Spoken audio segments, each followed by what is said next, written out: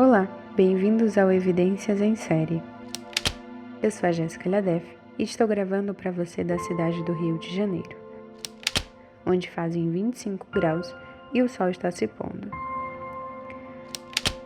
Esse podcast descreve cenas fortes relacionadas à morte. Se esse conteúdo for um gatilho para você, por favor, sinta-se à vontade para parar agora. O episódio de hoje é uma história sobre devoção, sacrifício e nobreza. Vamos de volta para a rica nobreza russa. Daria nasceu em março de 1730 e tinha 4 irmãs. Ela se casou com Gleb Saltykov, que era capitão do regimento de cavalaria da Guarda Imperial Russa. A família dele era bem famosa e relacionada. O casamento com uma pessoa de família tão influente quanto Gleb trouxe a Daria muita pressão social e até estresse. E Daria não era uma mulher educada para isso, nunca aprendeu a ler. Daria e Saltykov tiveram 2 filhos, Theodore e Nicholas, mas o casamento não durou muito, pois Saltykov morreu em 1756. Daria ficou viúva aos 25 anos. Com a morte de seu marido, Daria se sentiu ainda mais sobrecarregada, com os filhos e 2 propriedades muito importantes para cuidar. Quando não estava ocupada com a administração das posses, Daria, que era bastante religiosa, ocupava seu tempo em uma peregrinação anual a um ou outro santuário ortodoxo. Gostava de ir à cidade de Kiev, famosa por sua arquitetura religiosa. Essas viagens talvez eram motivadas por uma não vontade de estar em casa, pois assim que voltava, suas responsabilidades a cercavam. E além das propriedades, ela tinha muitas pessoas para gerenciar. Agora é importante entendermos o contexto histórico da Rússia na época em que Daria viveu. Na época em que Daria viveu, as posses de um nobre eram medidas pela quantidade de servos que trabalhavam para ele. Os servos eram camponeses russos que viviam e trabalhavam nas terras dos seus proprietários. Eles deviam aos donos da terra trabalho e dinheiro, mas não eram tecnicamente escravos, pois podiam juntar dinheiro e comprar sua liberdade. A posse de servos se transformou em uma forma clara de consumo e estava totalmente fora do controle. Durante o reinado de Catarina a Grande, os nobres mais ricos se orgulhavam de suas orquestras e balés de servos. Esses servos eram chamados de almas. Alguns anos antes do nascimento de Daria, um decreto imperial estabeleceu que os nobres não tinham a obrigação de tratar as almas como seres humanos. O tempo todo, nobres puniam fisicamente seus servos, muitas vezes usando um chicote russo de couro chamado knut. Isso era considerado aceitável, embora não fosse permitido aos nobres matarem os servos. Não havia lei que protegessem os servos. Assim, seus senhores podiam enviá-los para a Sibéria sem julgamento, como também forçá-los a trabalhar em minas pelo resto da vida, e os servos também não podiam se queixar às autoridades, pois a queixa já era motivo para a punição. Daria era obcecada por limpeza e gostava do chão muito limpo, quase intocado. Ela também era temperamental. O resultado dessa combinação não era bom. A visão de um chão inadequadamente limpo ou de um monte de roupa suja deixava Daria em um surto de raiva perverso. Ela pegava um pequeno pedaço de pau ou um chicote e começava a bater em qualquer garota que fosse responsável pelo trabalho. Daria não sabia quando parar. Não demorou muito para que seus vizinhos escutassem rumores horríveis sobre os servos de Daria. Daria trancava suas criadas em uma cabana vazia, deixando-as dias sem comida. Suas servas tinham manchas de sangue em suas roupas. Certa vez, os vizinhos ouviram dizer que uma carroça saiu da propriedade, carregando o corpo de uma criada.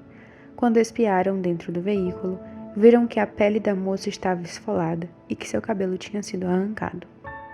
Os espancamentos fatais começaram em 1756, no mesmo ano em que Daria ficou viúva. A primeira queixa oficial foi registrada em 1757 e dizia respeito ao assassinato de uma mulher grávida chamada Anísia Grigorieva. Após bater na mulher até ela desfalecer, Daria chamou o padre local para que prestasse à mulher os últimos ritos. Ao chegar, o padre ficou horrorizado e se recusou a enterrá-la sem uma inspeção policial. A polícia levou o cadáver ao hospital, para uma autópsia e não fez nada sobre isso. A mulher morta tinha um profundo ferimento no coração e toda a extensão das suas costas estava azul e inchada. Quando o marido de Grigorieva apresentou uma queixa à polícia, Daria descobriu na mesma hora. Ela registrou uma contra-acusação, pedindo à polícia que não aceitasse o tal testemunho. A polícia escutou Daria e não fez nada sobre a queixa do viúvo. Quando o devolveram para Daria, ela o enviou para o exílio, onde ele logo morreu. Esse era o momento onde Daria poderia ter sido levada à justiça e evitado muitas outras mortes. Daria matou novamente, confiante da sua invulnerabilidade. Furiosa com seus servos por cada erro insignificante, por estarem em seu caminho, por serem sua responsabilidade. Às vezes, ordenava seus servos do sexo masculino a espancar suas esposas ou parentes em sua presença. Em Trotskoye, ela jogou água fervente em uma garota camponesa e depois a espancou até a morte. Daria matava principalmente mulheres. Uma vez botou fogo no cabelo de uma mulher e empurrou uma menina de uma escada de pedra. Embora seus cocheiros e criadas escapassem com frequência e denunciassem os assassinatos às autoridades locais, eles eram capturados e devolvidos a Daria, que os espancava e algemava. Se as queixas chegassem às autoridades, Daria os subornaria. Ela mantinha um registro dos presentes que enviava a esses homens poderosos. Depois da morte do marido, Daria namorou-se por um jovem vizinho, o capitão Nikolai Andreevich, mas o amor não durou muito. O casal se separou pouco antes da quaresma de 1762, quando Daria estava prestes a completar 32 anos. O capitão não permaneceu sozinho por muito tempo e Daria ficou muito ofendida. Daria mandou um de seus homens comprar 2 quilos de pólvora. A pólvora foi misturada a enxofre e embrulhada em um tecido de cânhamo. Ela ordenou que um de seus servos espalhasse discretamente a mistura inflamável ao redor da casa da nova mulher do capitão e que esperasse a chegada do capitão. Quando os amantes estivessem no interior da casa, o servo foi instruído a incendiar a propriedade, explodindo-os. O primeiro servo que ela enviou se recusou a queimar a casa e foi espancado por Daria.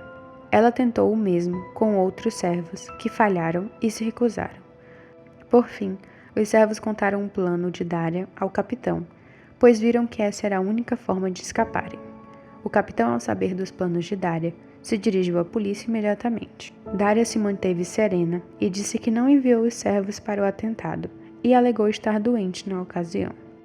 Um servo de Daria, chamado Willy, que já havia perdido 3 esposas para as crueldades da senhora, e seu amigo Savely, apareceram na cidade de São Petersburgo, em abril de 1762, prontos para denunciar Daria. Eles levaram uma carta contendo uma acusação quase inconcebível, que nos últimos 6 anos, Daria havia matado mais de uma centena de pessoas. A história deles soou escandalosa o bastante para chamar a atenção das autoridades de São Petersburgo, que encaminharam a denúncia ao Conselho de Justiça. De certa forma, esse caso surgiu no momento certo para Catarina a Grande. Ela estava tentando mostrar ao mundo que estava em uma nova era para a Rússia. Mas Catarina também estava sob muita pressão para lidar diplomaticamente com o caso. Como Daria era de uma família de prestígio, outros aristocratas estavam interessados nessa situação, temendo que isso prejudicasse eles no futuro. O número de mortes atribuídos a Daria havia disparado para 138. Devido ao interesse pessoal de Catarina no caso, as investigações contra Daria foram incrivelmente metódicas. Os investigadores conversaram com centenas de testemunhas cuidadosamente, confirmando cada alegação contra a nobre mulher. As testemunhas se lembravam dos nomes dos camponeses mortos e as datas em que cada um morreu. A posição de Daria sobre a acusação das 138 mortes foi: "Eu não sei de nada, eu não fiz nada".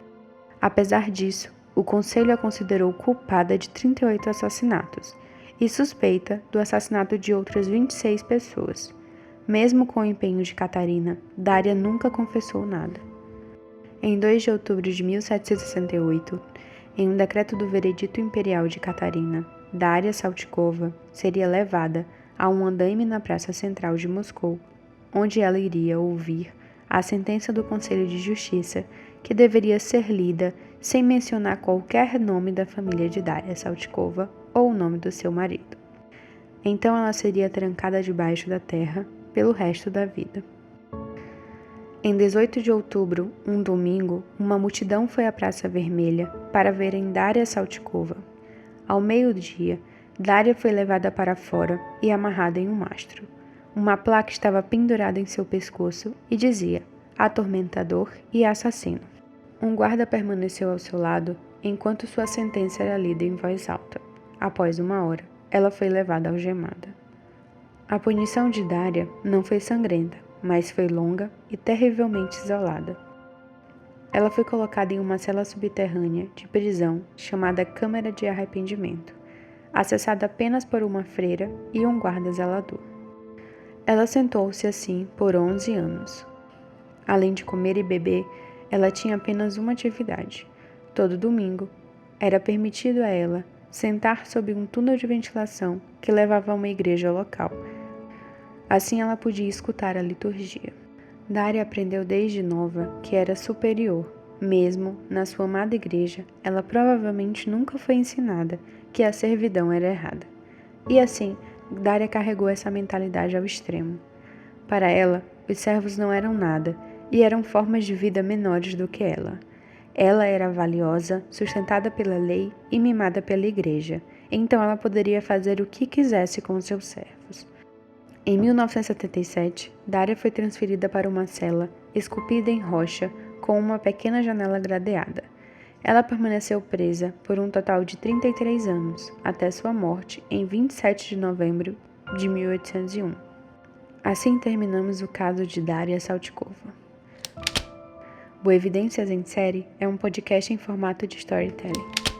As informações desse episódio foram retiradas de pesquisas pelo caso de Daria e do livro Lady Killers, da autora Tori Telfer. Obrigada por acompanhar o Evidências em Série. Se você gostou, compartilha com seus amigos que também curtem casos e investigações. Abraços e até o próximo episódio.